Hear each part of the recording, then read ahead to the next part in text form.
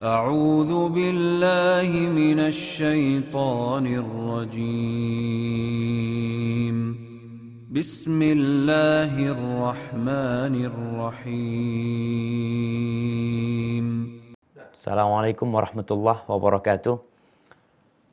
Alhamdulillah wassalatu wassalamu ala rasulillah wa ala alihi wa ashabihi wa man wala amma ba'd. Ahibati fillah,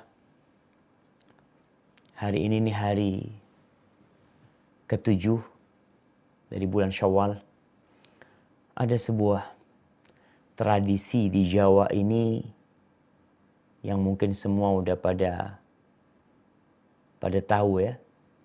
Bagi yang tinggal di Jawa atau mungkin dengan adanya media semua pada tahu, yaitu tradisi Lebaran Ketupat atau yang dikenal dengan Syawalan, atau di Jawa Tengah disebut Bakdu Kecil atau Bakdu Kupat. Nama yang berbeda-beda, tapi tradisi ini hanya ada di Jawa. Kalaupun ada di tempat lain, ada di Ana baca ada di Lombok, kemudian di Manado, kemudian ada di Kolaka. Sebenarnya tradisi tersebut berasal dari Jawa. Seorang muslim ketika beragama, ketika dia beramal, ketika dia berucap, maka semuanya apabila itu berkaitan dengan urusan ibadah, mendekatkan diri kepada Allah, maka hendaklah semuanya dilandasi dengan ilmu. Al-Imam Al-Bukhari dalam kitabnya Sahih Al-Bukhari, beliau meletakkan sebuah bab di sana. Bab itu berjudulkan Babun Al-Ilmu Qabla Al-Qawli Wal-Amal. Bab berilmu sebelum berucap dan beramal. Lalu beliau membawakan firman Allah, fa'alam annahu la ilaha illallah wastaghfir li dzambik. Ketahuilah, ini ilmu, ngilmulah, bahwasanya tiada yang berhak disembah melainkan hanya Allah semata, dan engkau mohonlah ampun kepada Allah Jalla Jalaluh. Berkaitan dengan tradisi Lebaran Ketupat ini, ada satu hal yang ingin ana bahas berkaitan dengan hubungan Lebaran Ketupat dengan puasa 6 hari di bulan Syawal. Karena di berita-berita yang ana baca, kemudian di tulisan tentang sejarah Lebaran Ketupat ini, mereka menyebutkan seperti di sini, di Madura. Disebutkan di Madura, tradisi Lebaran Ketupat ini biasanya disebut dengan terater. Terater itu yang kirim makanan ke tetangga, berbagi dengan tetangga. Sejatinya itu sesuatu yang indah untuk menjalin hubungan baik antara tetangga dengan masyarakat di sekitarnya. Tradisi ini biasanya dilaksanakan setiap tanggal 7 Syawal. Hari ini tanggal 7 Syawal. Setelah umat Muslim selesai melaksanakan ibadah puasa sunnah selama 6 hari di bulan Syawal. Ingat, terateran itu diadakan setelah puasa 6 hari di bulan Syawal. Yang ingin ana tanyakan, apakah sekarang yang terjadi di masyarakat, mereka benar mengadakan Lebaran Ketupat itu setelah puasa 6 hari di bulan Syawal? Atau ternyata orang-orang yang melaksanakan itu, orang-orang yang gak puasa di bulan Ramadan, puasa 6 hari bulan Syawal juga tidak melaksanakan. Kemudian untuk apa Lebaran Ketupat itu diadakan? Sejatinya Rasulullah SAW tidak pernah mengadakan Lebaran setelah puasa 6 hari di bulan Syawal. Kalau urusan ketupat, memang makanannya ketupat disebutkan. Makanannya ya opor, itu yang biasa dikonsumsi oleh masyarakat Jawa mungkin. Kita tidak bicara tradisi makanannya. Kemudian disebutkan di sini pula, tradisi ini sekaligus sebagai tanda syukur kepada Tuhan karena diberikan kemampuan melanjutkan puasa selama 6 hari di bulan Syawal. Wallahu a'lam bishawab. Yang ana lihat, Lebaran ketupat ini terus dihidupkan, terus dilestarikan. Puasa 6 harinya nggak ada. Nggak ada puasa 6 hari di bulan Syawal.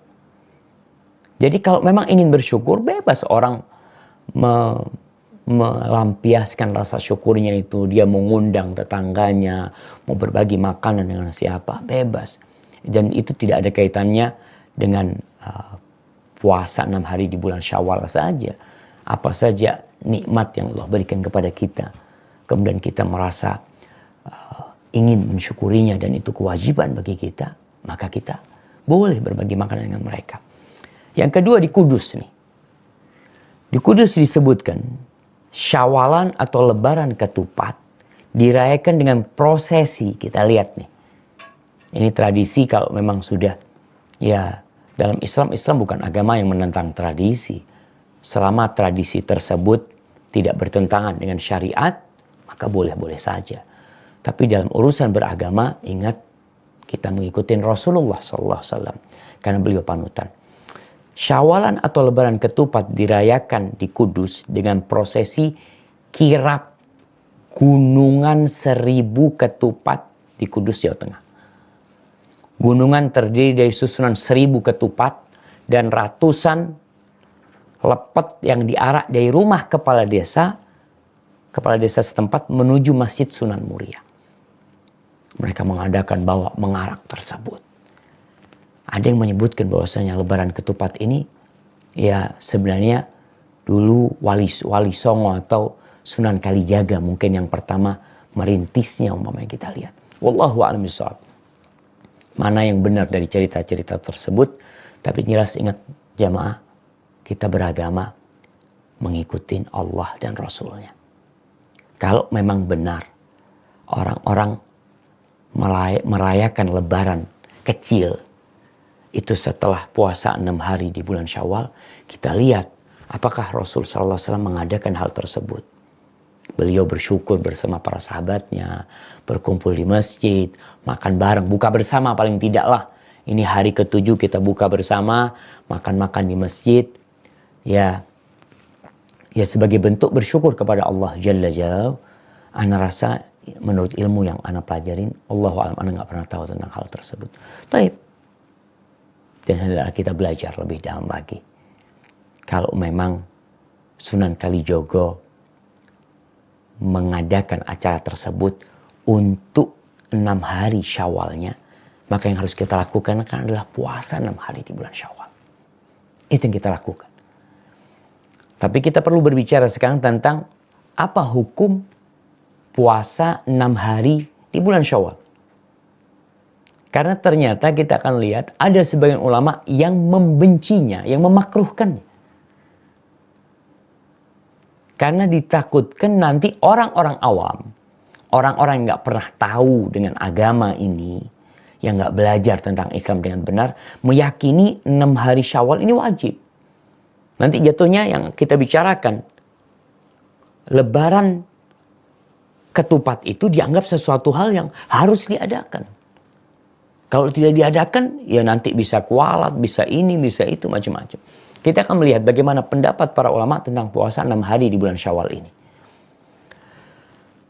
Ana akan membacakan apa yang ditulis oleh kitab Ensiklopedi Fikih Kuwait.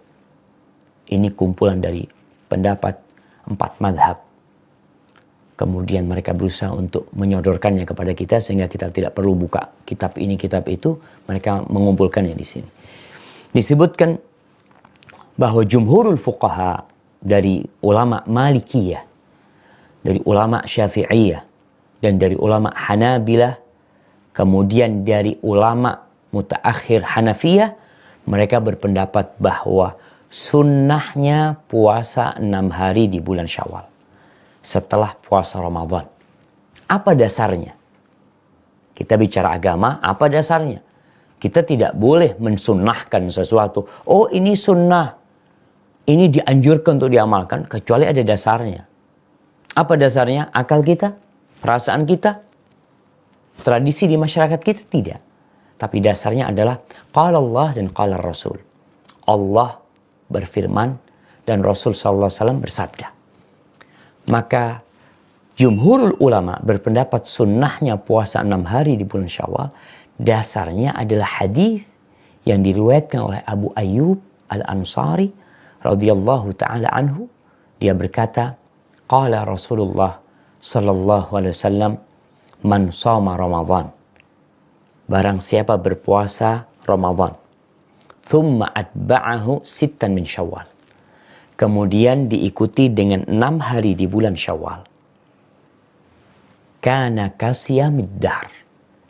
Maka puasa dia, Ramadan plus 6 hari di bulan Syawal, itu seperti puasa setahun penuh. Hadis ini diriwayatkan oleh Imam Muslim. Kemudian dasarnya lagi, hadis Thauban, maula Rasulullah sallallahu alaihi wasallam. Qala, dia berkata, qala an-nabiy sallallahu alaihi wasallam, Nabi alaihi salatu wassalam bersabda, siyamu syahri Ramadan bi ashrati ashhur wa sittatu ayyamin ba'dahunna bi syahrain fadzalika tamamu sana. Kata Nabi alaihi salatu wassalam, puasa Ramadan itu setara dengan puasa 10 bulan. Dan puasa 6 hari setelah Ramadan ba'dahunna, maka dikenal dengan apa tadi? Ba'du kecil kata mereka. Masyarakat mengatakan itu puasa 6 hari setelah Syawal itu seperti bisyahrin, seperti 2 bulan. Fadzalika tamamu sana. Maka 1 bulan Ramadan plus 6 hari di bulan Syawal itu seperti puasa 1 tahun. Di mana kebaikan dilipat gandakan menjadi 10 kali lipat. Jadi 36 hari puasa seperti 360 hari berpuasa. Itu jumlah hari dalam setahun. Ini hadis Thauban diriwayatkan oleh Ad-Darimi dan sanadnya sahih. Kemudian disebutkan bahwasanya ulama-ulama Syafi'iyah dan ulama-ulama Hanabilah, mereka menjelaskan bahwa saum 6 ayyam min Syawal, puasa 6 hari di bulan Syawal setelah Ramadan, itu seperti puasa setahun fardu. Bukan puasa sunnah. Kalau puasa sunnah ya kita tahu semua amalan dilipat gandakan menjadi 10 kali lipat. Kecuali memang ibadah puasa yang memang ada kekhususan dari Allah Jalla Jalaluh. Mereka mengatakan wa illa fala yakhtassu dzalika. Kalau ini tidak setara dengan puasa wajib selama setahun, maka apa kekhususan puasa 6 hari di bulan Syawal? Kemudian di sini, itu pendapat jumhur ulama tentang puasa 6 hari di bulan Syawal. Kemudian disebutkan bahwasanya dinukil dari Abu Hanifah. Dari Abu Hanifah. Tadi kita sampaikan pendapat ulama-ulama mutaakhir dari Hanafiyah sunnah. Kemudian disebutkan dinukil dari Abu Hanifah, karahatu shaumi sittatin min Syawal. Makruhnya berpuasa 6 hari di bulan Syawal. Mutafarriqan kana au mutatabi'an. Abu Hanifah berpendapat bahwasanya makruh puasa 6 hari di bulan Syawal, baik itu puasanya bersambung 6 hari langsung. Tanggal 2 Syawal puasa, 3, 4, 5, 6, 7. Itu makruh. Au mutafarriqan, atau secara berpisah-pisah. Puasa 2 hari, pekan ini, pekan depan puasa 2 hari lagi, 2 hari sampai 6 hari bulan Syawal. Wa'an Abi Yusuf. Dan Abu Yusuf muridnya Abu Hanifah berpendapat makruh juga. Karahatuhu mutatabi'an la mutafarriqan. Tapi Abu Yusuf berpendapat makruhnya puasa Syawal itu kalau bersambung. 6 hari langsung. 2, 3, 4, 5, 6, 7. Kemudian sekarang kita berbuka umpamanya. Hari ini, hari terakhir kita berpuasa, itu yang dibenci. Tapi disebutkan bahwasanya kebanyakan ulama Hanafiyah yang mutaakhirin mereka nggak ada masalah. Kemudian disebutkan di sini.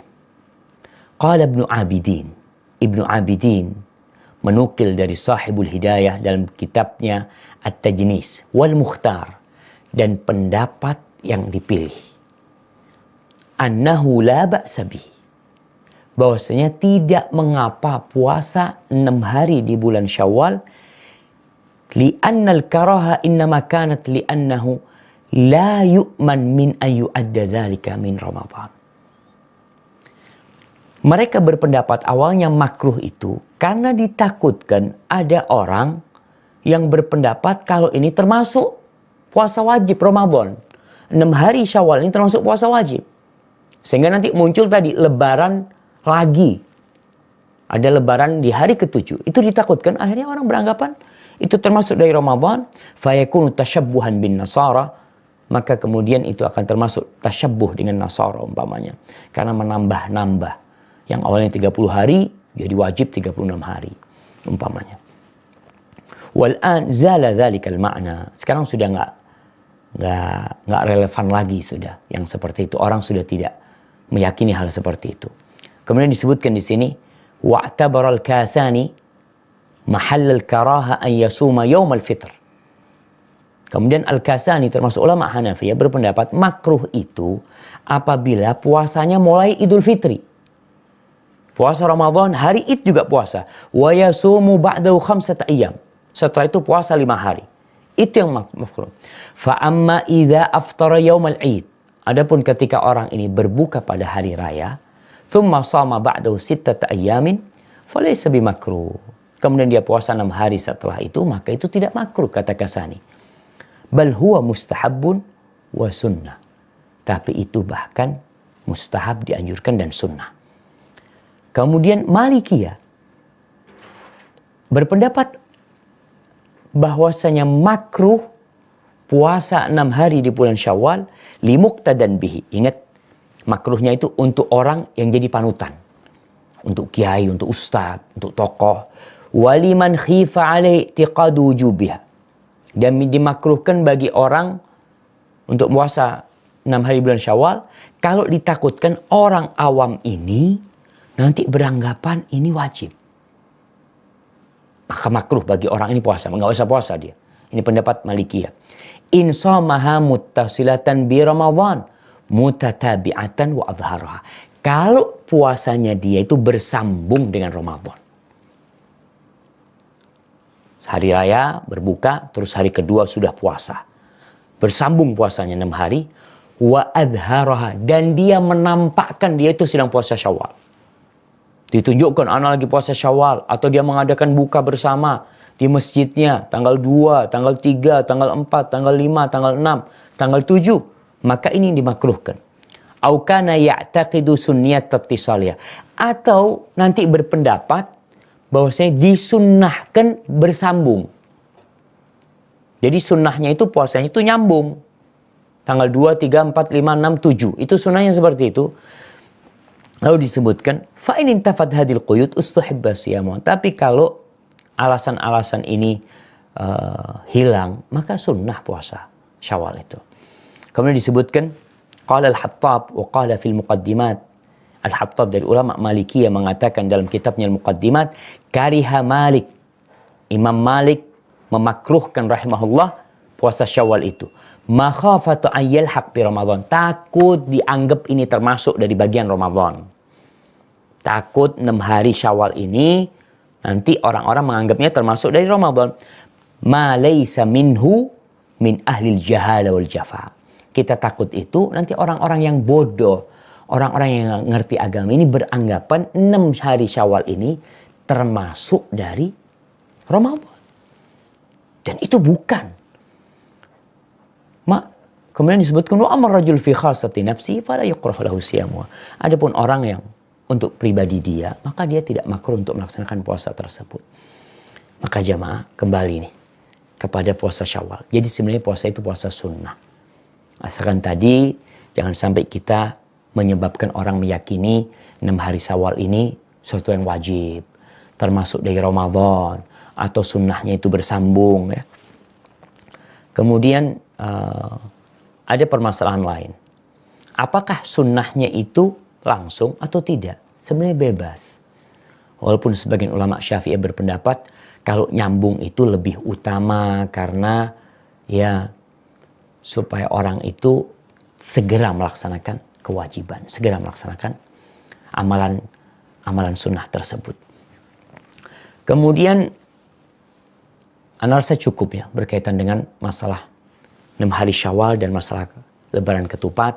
Ingat tadi Lebaran Ketupat ini tradisi Jawa dan tidak dikenal di Sumatera, tidak dikenal di Papua, tidak dikenal di Sulawesi, kecuali memang orang-orang Jawa berpindah ke sana.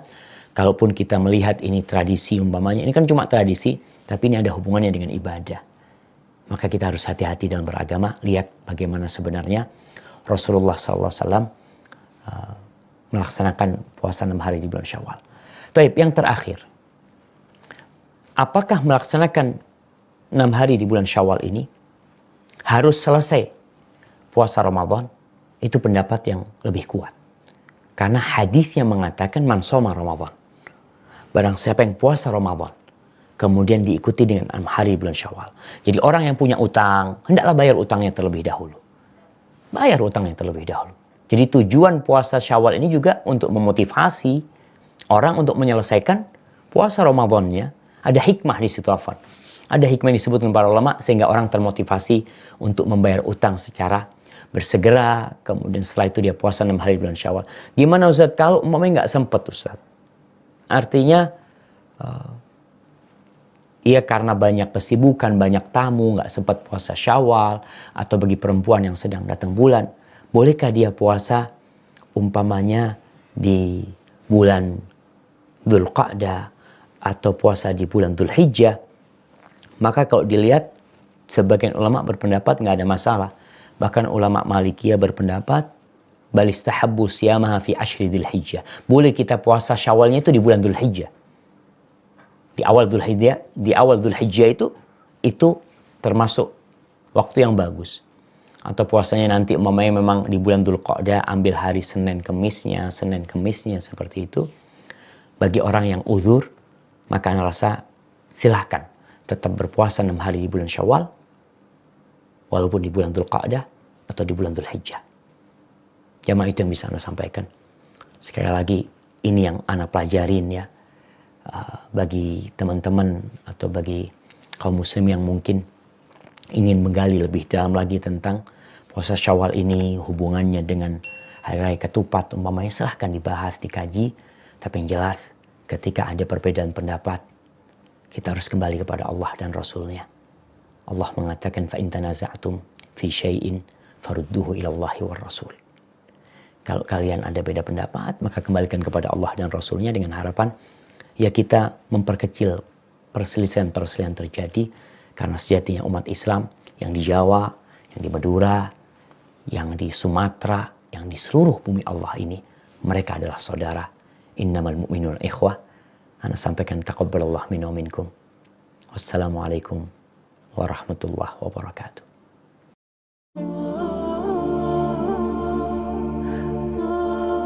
Lalu Ibnu Jauzi berdoa, Allahumma in adzabtani ghadan. Ya Allah, kalau kau besok mengazab aku, jangan kau kasih tahu orang-orang itu. Li'alla yuqal, agar supaya tidak tersebar pembicaraan azaba man da'a ilaih, azaba man dalla ilaih, supaya orang-orang enggak ngomong